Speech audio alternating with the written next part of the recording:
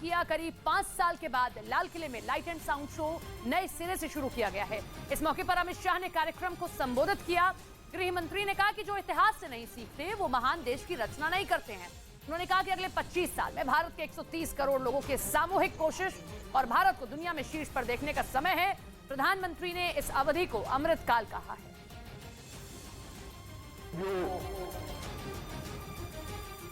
इतिहास से नहीं सीखते हैं तो कभी महान देश की रचना नहीं कर सकते। मोदी जी ने आजादी के अमृत वर्ष में इतने पुरातन देश को,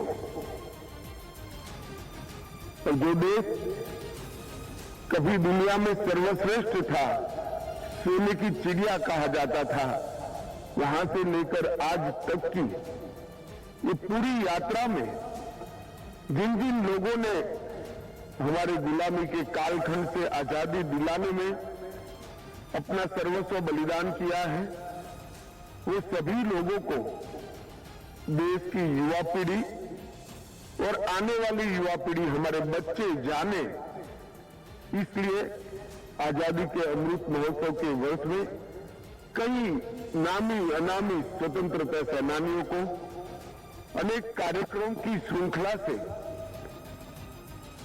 युवाओं को परिचय हो, इस प्रकार के कार्यक्रम बनाए।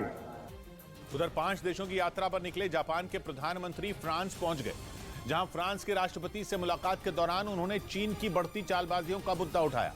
माना जा रहा है कि जापान के पीएम की ये यात्रा चीन से निपटने की तैयारी का हिस्सा है,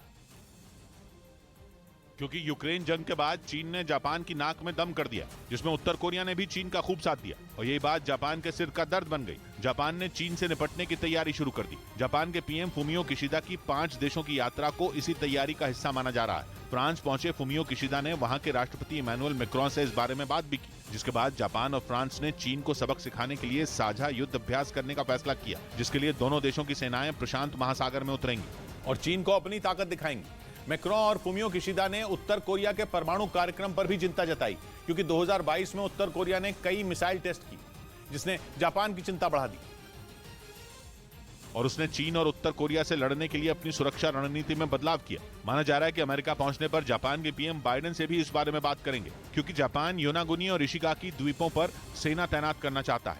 ये दोनों द्वीप ताइवान के नजदीक हैं और इसीलिए वहां सेना तैनात करने से पहले जापान अमेरिका से बात करना चाहता है। यानी जापान परेशान है, उसे मालूम है कि चीन उसकी समुद्री और हवाई सीमा में घुसपैठ कर सकता है और इसीलिए उसने अपनी रणनीति में बदलाव किया। जापान के एक चैनल को दिए इंटरव्यू में फुमियो किशिदा ने इसके बारे में खुलकर बात भी की थी और इशारों में कहा था कि जापान की मिसाइलों का मुंह चीन की ओर मुड़ने वाला है, जिसके बाद तो ये साफ हो गया कि जापान अब चुप नहीं रहेगा और अपने दोस्त देशों के साथ मिलकर उसे मुंहतोड़ जवाब देगा।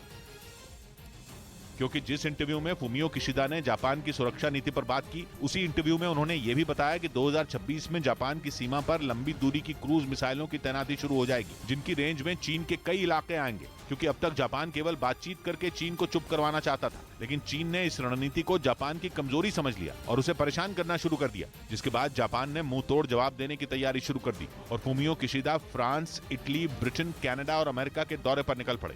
ये देश उन 7 देशों में हैं जिनके साथ जापान ने रक्षा संबंधों को आगे बढ़ाया है। सबसे जरूरी बात यह कि ये सभी देश इंडो पैसिफिक रीजन में चीन की दादागिरी पर लगाम लगाना चाहते हैं और इसी वजह से वो जापान की हर मुमकिन मदद करेंगे।